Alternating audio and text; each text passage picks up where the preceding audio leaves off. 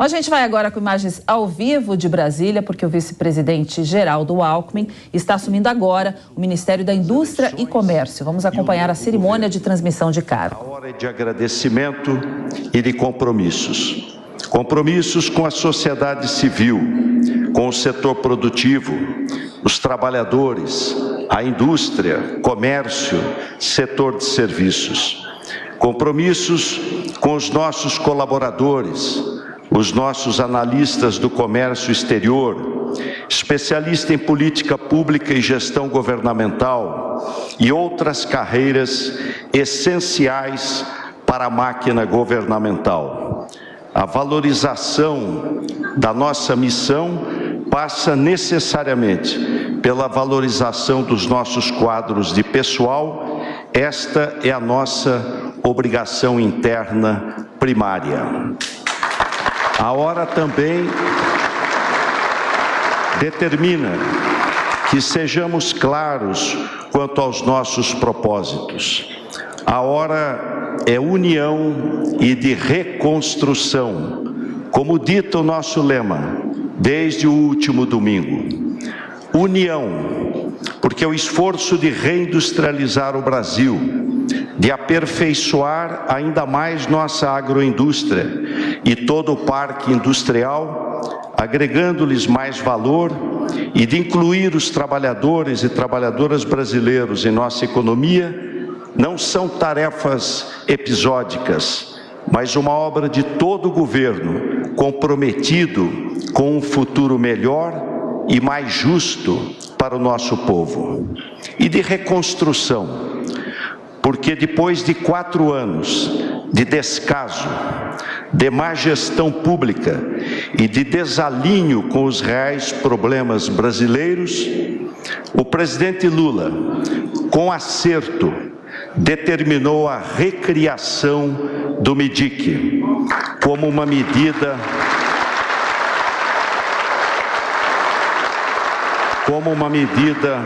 fundamental para o Brasil retomar o caminho do seu desenvolvimento, como já ocorreu nos seus governos bem-sucedidos. A reindustrialização é essencial para que possa ser retomado o desenvolvimento sustentável e que essa retomada ocorra sob o único prisma que a legitima, o da justiça social. A indústria brasileira precisa urgentemente retomar o seu protagonismo, expandindo a participação no produto interno bruto. As graves mudanças climáticas, o pós-Covid, a guerra na Europa, estão indicando a premência de uma política de reindustrialização consensuada com o setor produtivo, a academia, a sociedade e a comunidade internacional. É imperativa a redução da emissão de gases de efeito estufa, do estabelecimento de uma política de apoio a uma economia de baixo carbono, privilegiando tecnologias limpas e dando início a um processo produtivo, eficiente, seguro e sustentável. O Brasil pode ser e será o grande protagonista no processo de descarbonização da economia global. E mantendo investimentos em inovação e pesquisas, em modernas tecnologias, poderá integrar as cadeias globais de valor. A indústria é essencial.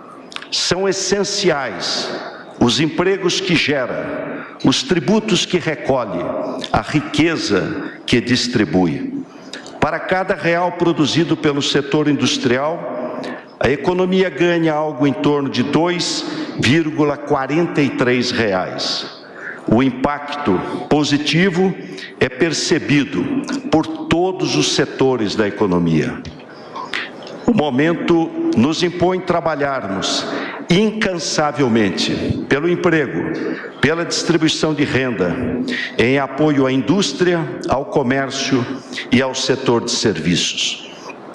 É urgente a reversão da desindustrialização precoce ocorrida no Brasil, que reclama uma clara política de competitividade industrial contemporânea. Apesar de representar apenas 11% do PIB brasileiro, a indústria de transformação aporta 69% de todo o investimento em pesquisa e desenvolvimento.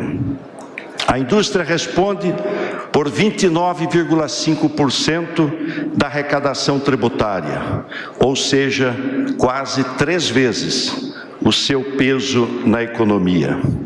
O Brasil não pode prescindir da indústria se tiver ambições de alavancar o crescimento econômico e se desenvolver socialmente. Ou o país retoma a agenda do desenvolvimento industrial, ou não recuperará um caminho de crescimento sustentável, gerador de emprego e distribuidor de renda.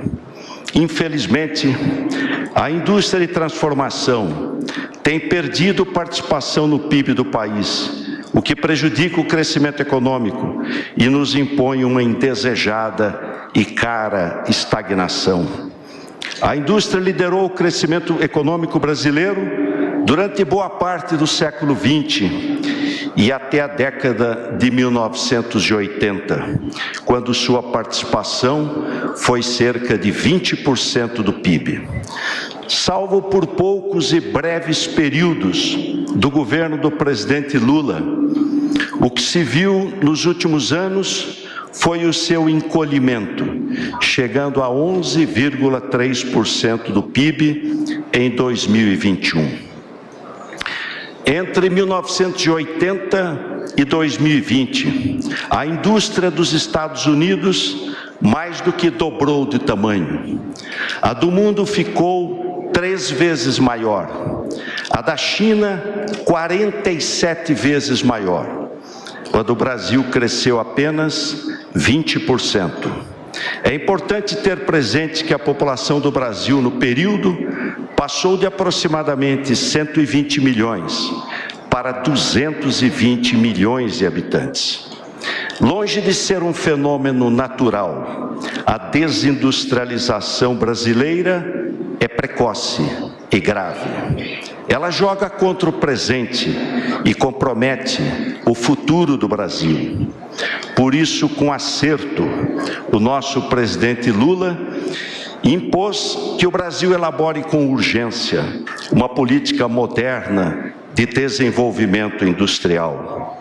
Que essa política parta do diagnóstico correto, que seja bem desenhada, bem concebida, que seja implementada corretamente, que seja objeto de avaliação apropriada, com métricas e mecanismos adequados para medir resultados, que seja continuada no tempo, porque afinal política industrial... Você está acompanhando as imagens ao vivo do vice-presidente da República, Geraldo Alckmin, que está assumindo o cargo nesse momento, tomando posse do cargo de ministro da Indústria e do Comércio. Essa posse que era prevista para começar às 11 horas da manhã, começou às 11h24 por causa de filas que se formaram aí para entrar e assistir essa posse. Geraldo Alckmin, que já foi, inclusive, vice de Lula na eleição, no segundo turno das eleições de 2006, e assume agora esse cargo de vice-presidente acumulado com o de ministro do Comércio. Diogo Schelp, gostaria de seu comentário. Você conhece bem aí a administração de Alckmin. Ele teve por 4 vezes, se não me engano, aqui comandando a cidade e o estado também de São Paulo, né?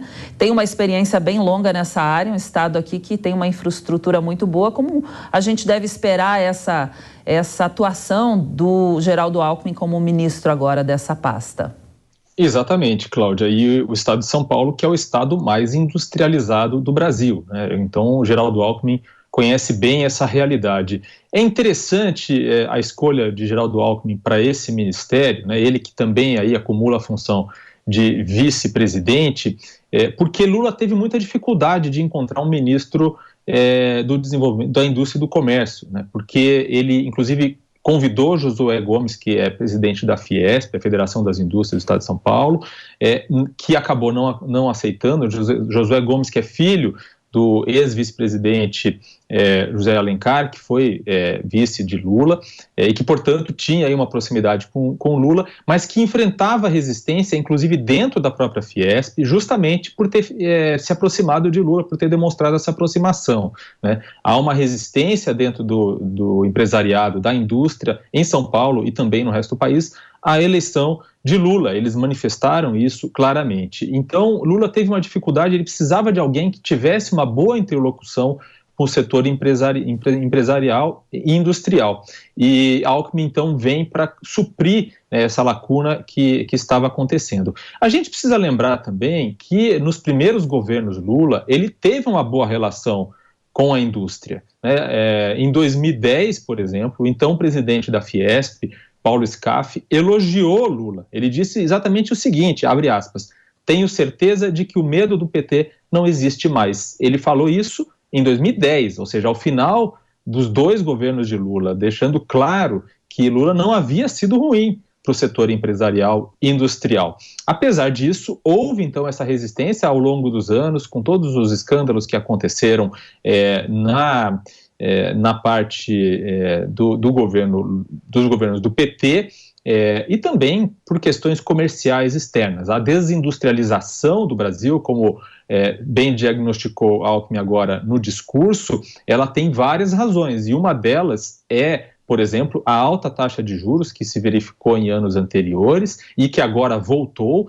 e também a concorrência com os produtos manufaturados de outros países, principalmente da Ásia e da China especificamente, né? Isso dificulta bastante a concorrência aqui dentro do Brasil, e isso também ajuda aí ou contribui para essa desindustrialização, e Alckmin diz muito bem que agora há um desafio para tentar recuperar isso. Vamos ver como isso vai se desenrolar.